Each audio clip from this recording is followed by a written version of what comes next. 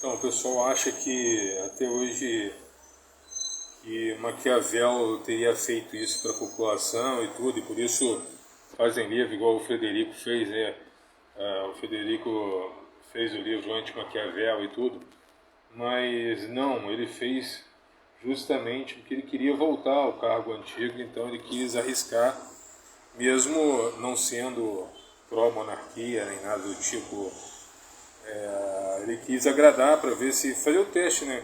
Vender seu peixe, né? Ele queria voltar para o cargo que ele estava acostumado a lidar, né? Na verdade, ele era um fanfarrão. Salve, patriotas! E é engraçado que tem uma incoerência muito interessante aqui. Quando ele fala, receba então vossa magnificência esse modesto presente com ânimo que o acompanha. Se for de vós diligentemente considerado e lido, ele vos manifestará o meu desejo extremo de que chegueis àquela grandeza. E aí agora, hein, atenção, grandeza que a fortuna e as vossas demais qualidades vos prometem. A fortuna, depois ele mesmo que criou ou desenvolveu essa ideia, seria o acaso, né?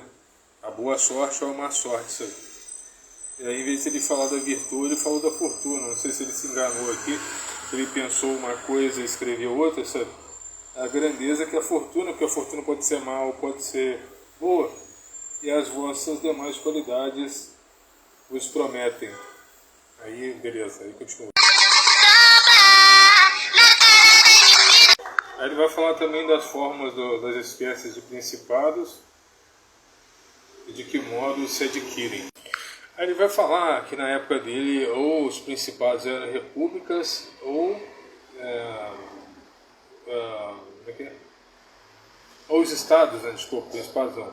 Ele vai falar na época dele que os estados aconteciam de duas maneiras, ou eles eram repúblicas ou eram principados. Aí ele fala que a maioria dos principados, pelo menos naquela época, eram hereditários, né?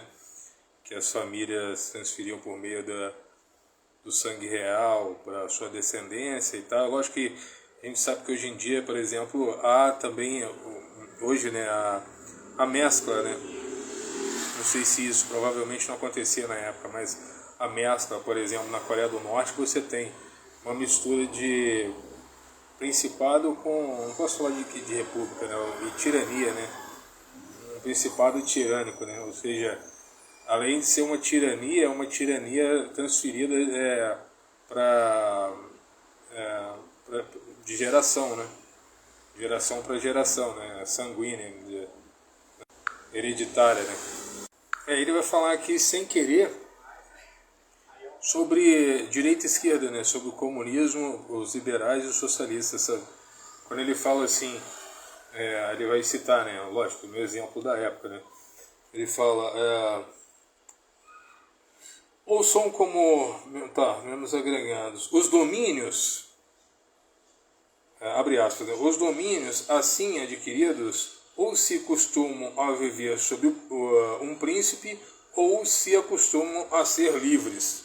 Vamos entender se no tempo atual viver debaixo do príncipe seria debaixo do Estado soberano, né? Ou aquele negócio, nenhum Estado totalitário e no centro Estado ameno, né? Ou de um lado não Estado, o Estado ameno ou o Estado totalitário, né? Anarquistas, liberais e socialistas, sabe? Lógico que tem mais nuances, mas basicamente é isso. Ele vai falar, ou você vai viver debaixo das botas do rei, que a esquerda vai chamar esse rei de burguesia, mas quando a esquerda toma o poder, essa burguesia só passa esse poder pro tirano socialista, que começa a ser uma nova burguesia, né? Não há maneira de sair dessa burguesia, né? Só é uma burguesia de esquerda, mas não deixa de ser burguesia. Ou você é livre, ele vai falar aqui, ou se acostumam a ser livres. Vai falar, isso se ganha ou pelas armas de alguém, ou pelas próprias, ou pela fortuna, ou pela sorte, ou pelo valor, né? Ou pela inteligência, ou pela sorte, né? De tornar algumas pessoas inelegíveis para ter mais sorte, não é? Daí por diante.